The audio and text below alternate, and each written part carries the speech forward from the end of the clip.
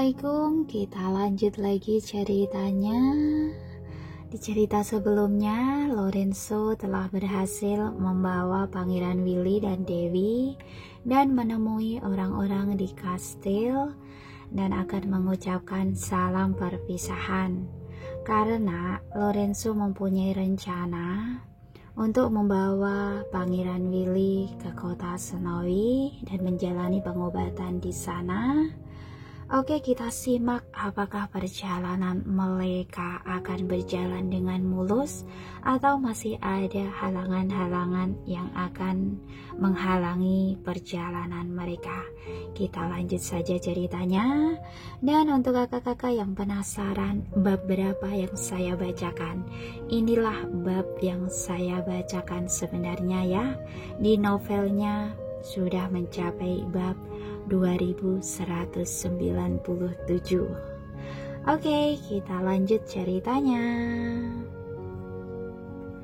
Willy mengucapkan selamat tinggal pada semua orang, meminta Robin menjaga kastel dengan baik. Dia akan berkumpul kembali dengan mereka setelah kakinya sembuh. Robin terkejut. "Pangeran, Anda tidak membawaku pergi. Kamu lebih dibutuhkan di sini," kata Willy dengan suara rendah. "Mereka semua keracunan. Tidak mungkin bisa sembuh dalam waktu sehari. Aku tidak tenang. Kalau kamu di sini, kamu bisa menyembuhkan lukamu dan juga melindungi mereka. Aku ke negara Emron. Ada Dewi dan Mina. Aman?" "Baik." Robin mengerti, ia pun mengangguk dan menerima perintah. "Aku akan menjaga kastil dengan baik. Pangeran tenang saja. Setelah aku kembali, aku akan menyiapkan penawar dan mengirimkannya pada kalian. Nanti kalian bisa minum sesuai takaran." Dewi berkata, "Willy, bisa aku obati dengan aman. Kalian tidak perlu khawatir." "Benar, aku akan menjaga pangeran dengan baik," kata Mina dengan cepat. "Nona Dewi, Nona Mina, terima kasih." Semua orang berterima kasih lagi pada mereka. "Orang sendiri tidak perlu sungkan." Dewi melihat jam tangannya. "Aku keluar dulu." "Keluarlah setelah selesai mengobrol. Jangan lupa bawa kartu identitas Willy." "Mengerti." Dewi naik mobil dan memperhatikan Lorenzo sedang sibuk, jadi dia bertanya, "Kamu kenapa? Apa yang sedang kamu pikirkan?" "Bukan apa-apa." Lorenzo masih melihat ponselnya. "Aku baru saja mengangkat telepon. Kita harus kembali secepatnya." "Apa yang terjadi?" Dewi buru-buru bertanya.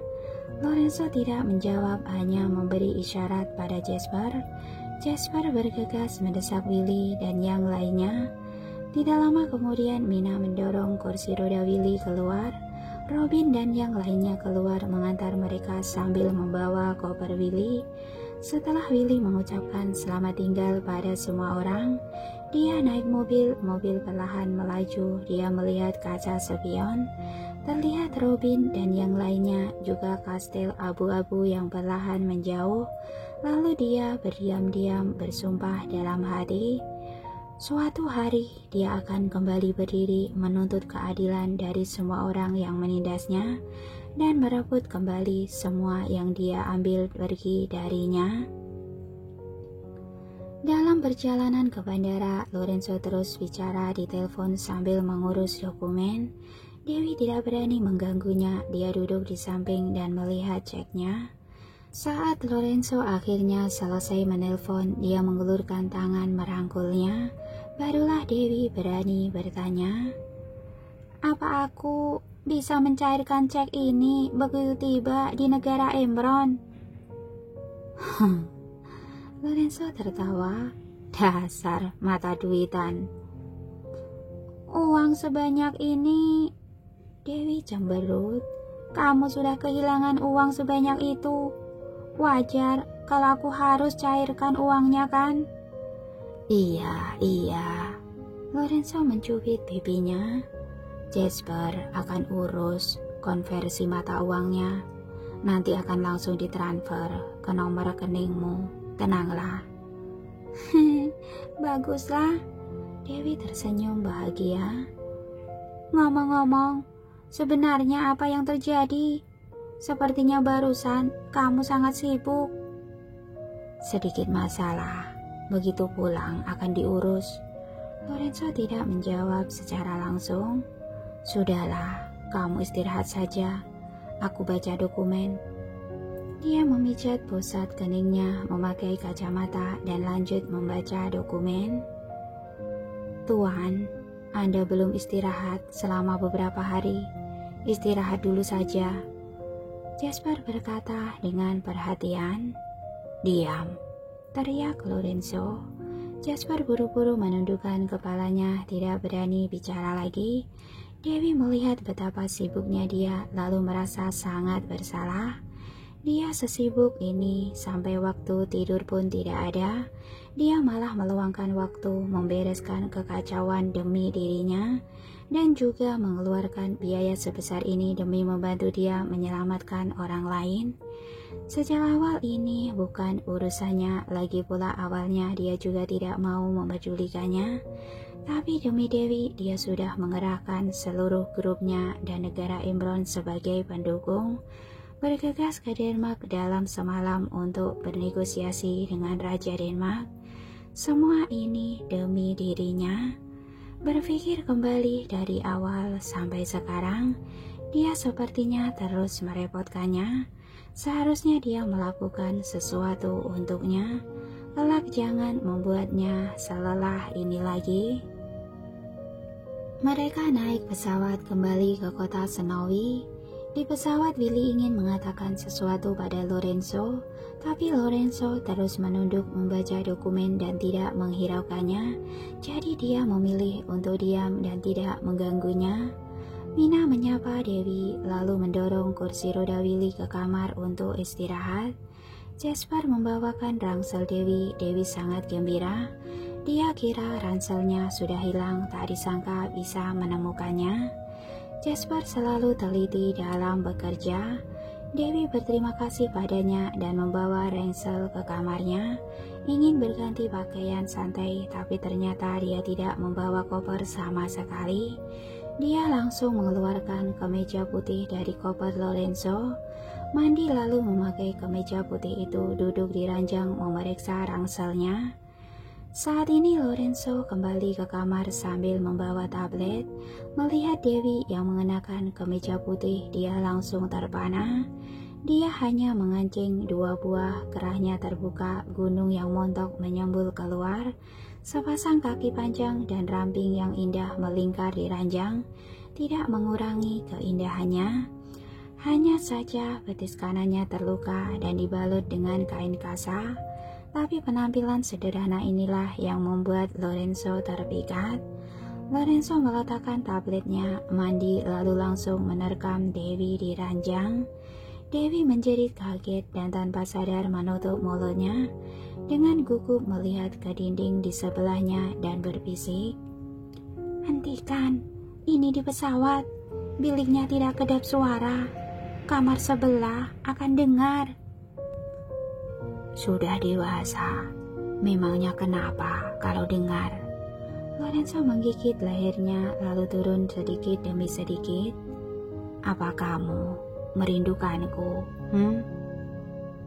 Lorenzo, Dewi mendorongnya dengan cemas. Hentikan, setelah pulang baru lakukan itu. Sebelum dia selesai bicara, dia sudah dicium oleh Lorenzo. Ciumannya agresif, sama sekali tidak memberinya kesempatan untuk menolak. Saat dia hendak meronta, tubuhnya yang tinggi menekan dirinya dan satu tangan merogoh ke dalam pakaiannya. Tindakan lancang dan agresif itu membuat Dewi mau tidak mau melengkungkan tubuhnya, memejamkan mata dan perlahan-lahan tenggelam di bawahnya. Tapi dia terus menggigit punggung tangannya, tidak berani bersuara. Takut Willy dan Mina di sebelahnya akan dengar. Lorenzo tampak tidak puas dengan tindakannya. Ia pun langsung menyerang area bawah. Gerakannya menjadi liar. Dewi tampak lemas tak berdaya karena serangannya. Sekujur tubuhnya hampir tidak sanggup lagi. Tapi dia tetap menggigit punggung tangannya dengan kuat, tidak berani bersuara. Lorenzo menarik tangannya, menggigit lehernya, menggigit dengan keras. Dewi akhirnya tidak bisa menahan suaranya, lalu buru-buru menutup mulutnya. Di kamar sebelah, Mina tersipu malu berjongkok di lantai dengan hati-hati menyeka tubuh Willy. Willy memejamkan matanya seolah-olah dia tidak mendengar apa-apa. Tapi tangannya mencengkeram sprei dengan kuat, hampir merobek spraynya. Setelah sekian lama, suara dari kamar sebelah baru berhenti.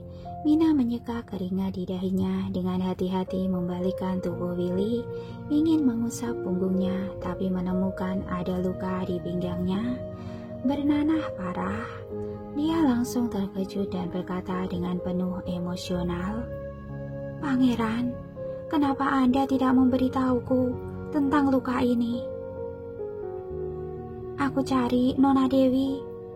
Dia berkata dan hendak berdiri mencari Dewi, tapi Willy meraih tangannya dan berkata dengan suara rendah, "Jangan ganggu mereka." "Tapi luka Anda..." Mata Mina basah. "Menahan 1 hari lagi saja tidak akan membuatku mati," Willy berkata dengan acuh tak acuh. "Tidurlah, jangan kerja lagi." "Pangeran," Mina berjongkok di sampingnya, gemetar karena isak tangis. "Aku di sini untuk menjaga Anda." "Terima kasih." Willy mengangkat sedikit sudut bibirnya. "Sebenarnya kamu tidak perlu sebaik ini padaku. Jangan hancurkan karirmu sendiri demi aku." "Aku bisa hidup tanpa pekerjaan itu. Aku hanya ingin menjaga Anda," Mina berkata sambil terisak. "Biarkan aku tetap di sisi Anda dan menjaga Anda." "Terima kasih." Willy sangat bersyukur saat ini yang dia miliki hanyalah Mina. "Pangeran." Mina menggenggam tangannya dengan erat dan meletakkan di pipinya. Saat ini dia merasa sangat bahagia dan puas. Dulu dia tidak bisa berada di dekatnya, tapi sekarang dia akhirnya berada di sisinya. Willy melihat ke dinding sebelah, membayangkan Dewi dan Lorenzo yang bermesraan. Ada kesedihan dan rasa sakit yang tiada tara dari sorot matanya, dan juga perasaan rumit yang tak terlukiskan. Mungkin adalah kebencian. Lorenzo kelelahan hingga tertidur sambil memeluk Dewi. Setelah selesai melakukan itu, Dewi merengkuh dalam pelukannya, tapi tidak bisa tidur.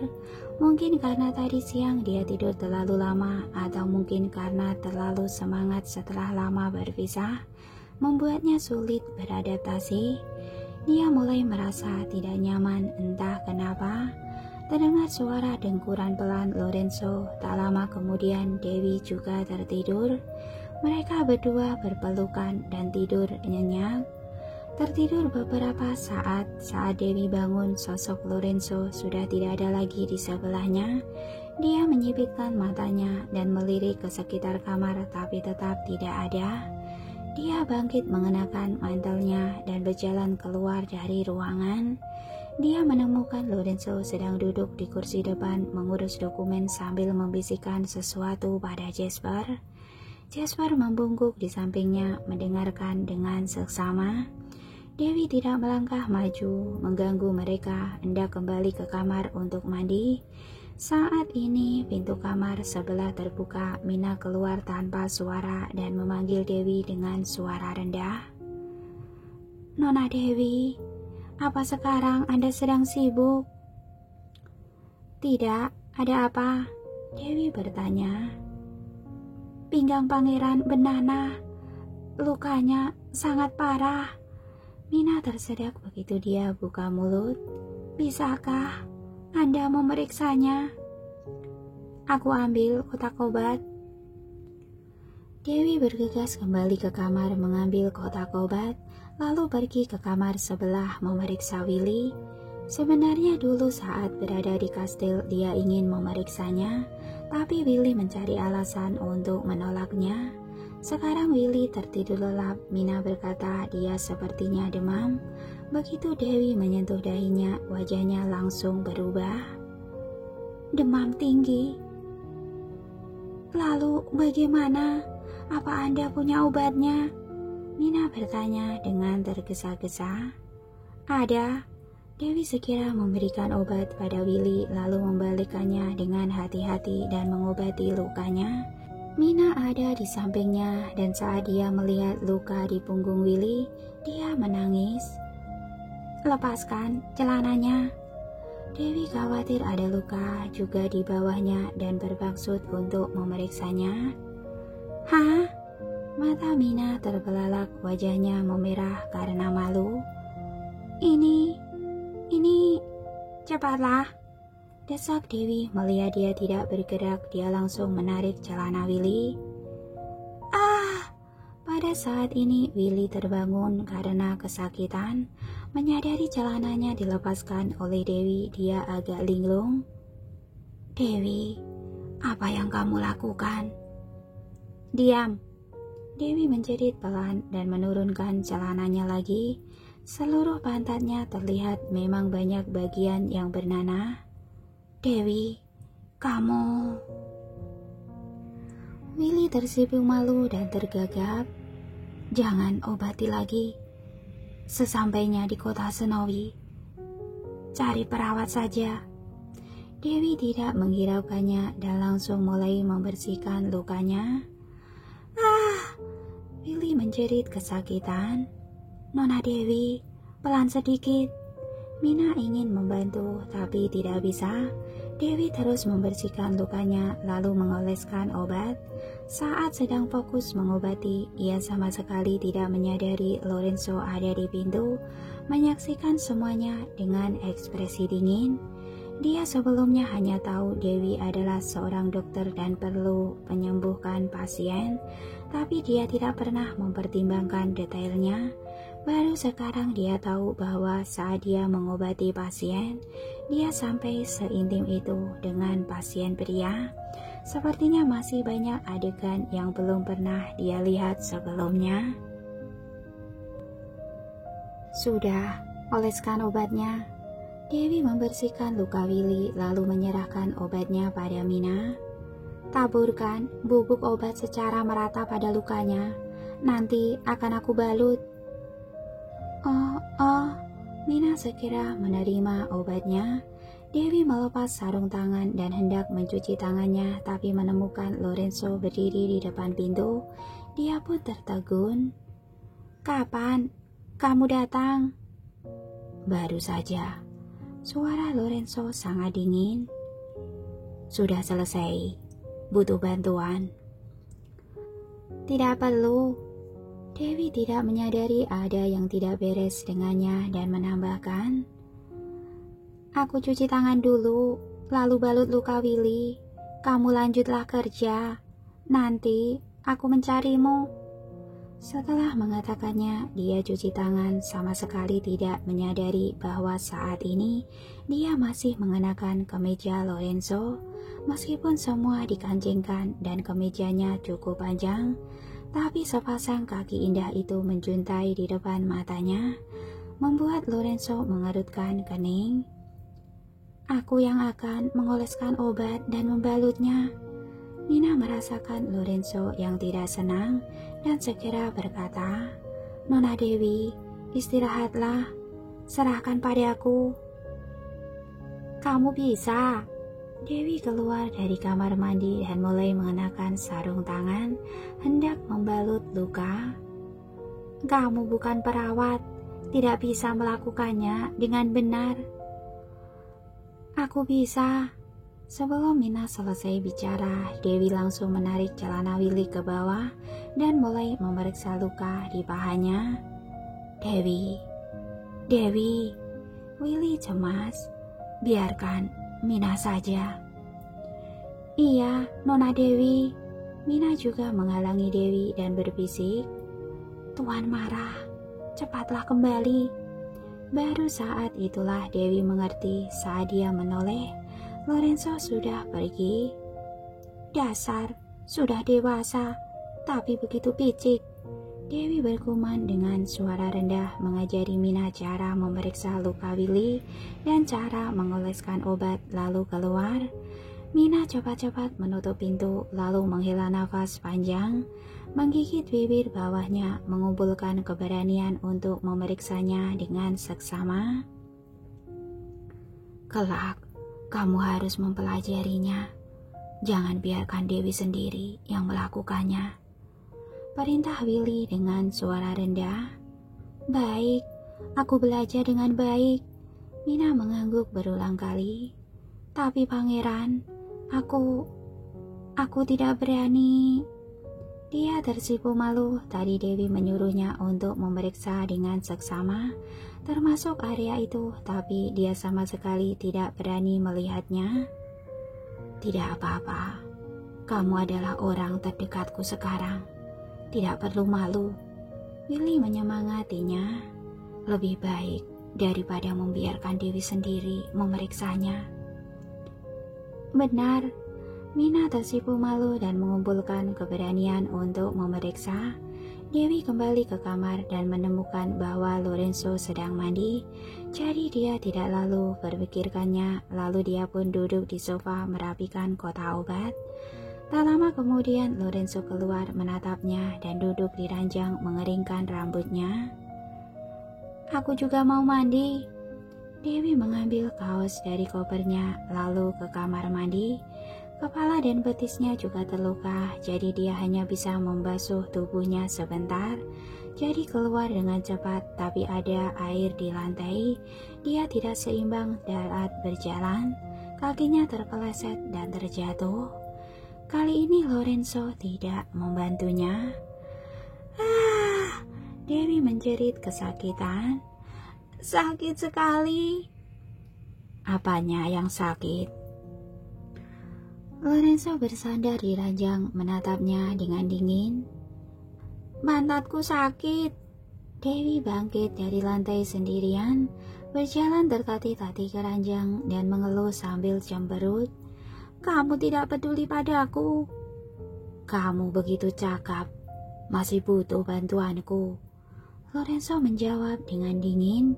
Dewi tidak bisa menahan amarahnya saat melihat tatapannya yang penuh amarah, tapi dia tetap menahan dirinya.